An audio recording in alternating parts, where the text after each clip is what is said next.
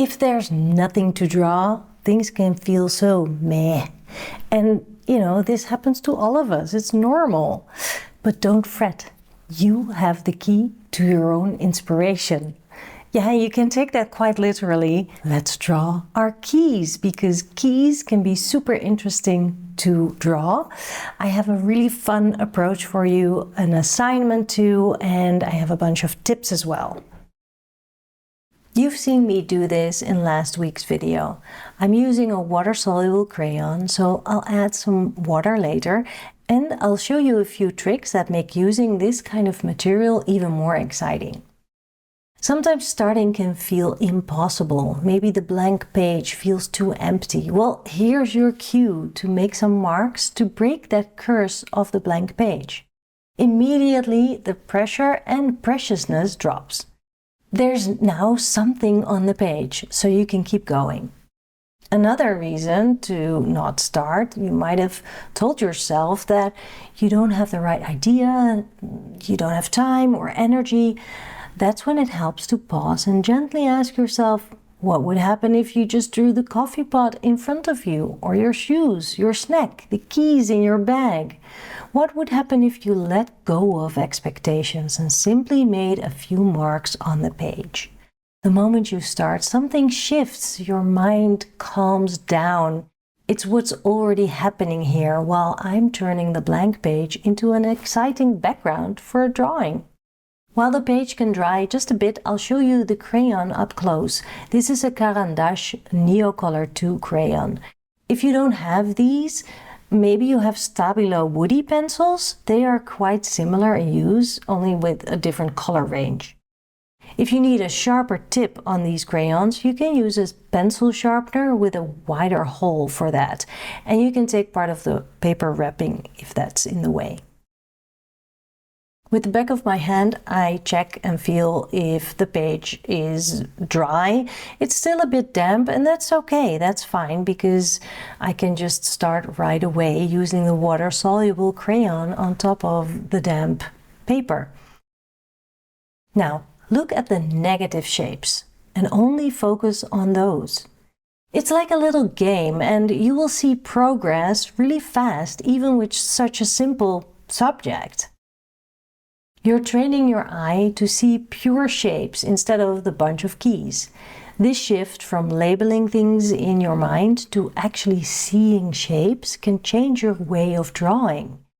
Instead of focusing on all the tiny details, you're drawing the overall shape first, by drawing only the shape around and in between. And of course, things will get wonky and weird. That's where the liveliness gets in. Now, why drawing a bunch of keys? Why not?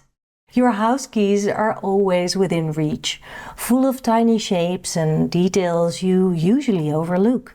Toss them on the table and they'll land in a new way every time, giving you a fresh challenge.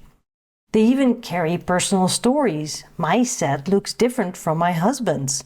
And keychains also often hold memories or are actual souvenirs from special places. Once you've drawn the negative space, you can start looking inside the shape itself.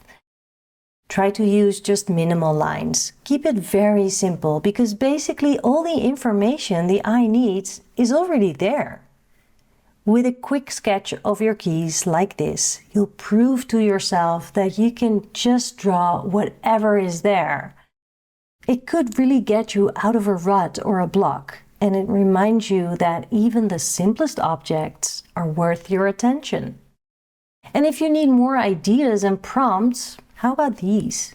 You can draw your coffee cup or teapot, the shoes you're wearing, your house keys or your car or bike keys, the snack on your plate, a chair in the room, your feet, a plant, your sunglasses or reading glasses, your hands, a spoon, a fork or another utensil, your face, look at it in the mirror, something from your pantry, a corner of the room you're in, a piece of fruit, your sketching tools laid out, the view from your window, a different corner of the room you're in, or your favorite mug. That's just a few suggestions.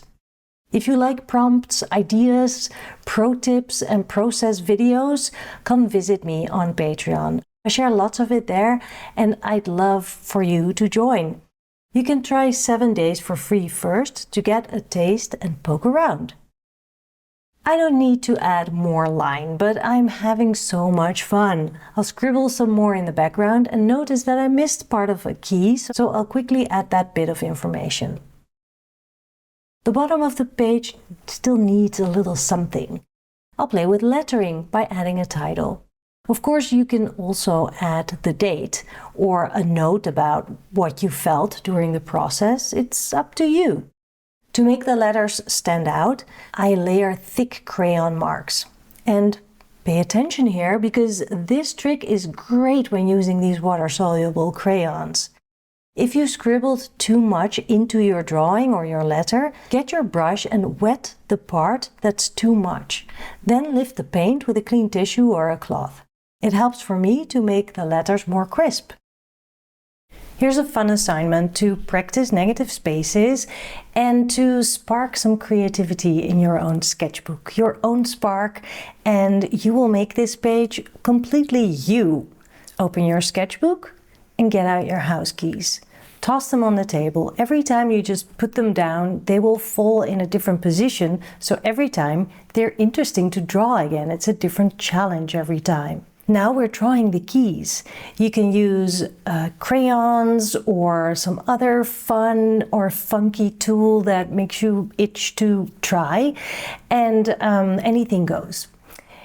And instead of looking at the keys and all the details and all the little increments and everything that you see in that bunch of keys, instead of that, you are drawing the surroundings. So you're only looking at the negative spaces. Slow down, look at what's around it, and by drawing that and scribbling that all in, you are actually drawing the shape of the keys. Notice what's happening and then add a little bit of detail inside of the shape, but you don't need much. And also notice if you feel any different after doing this practice. Have fun. I'll see you next Tuesday. Bye.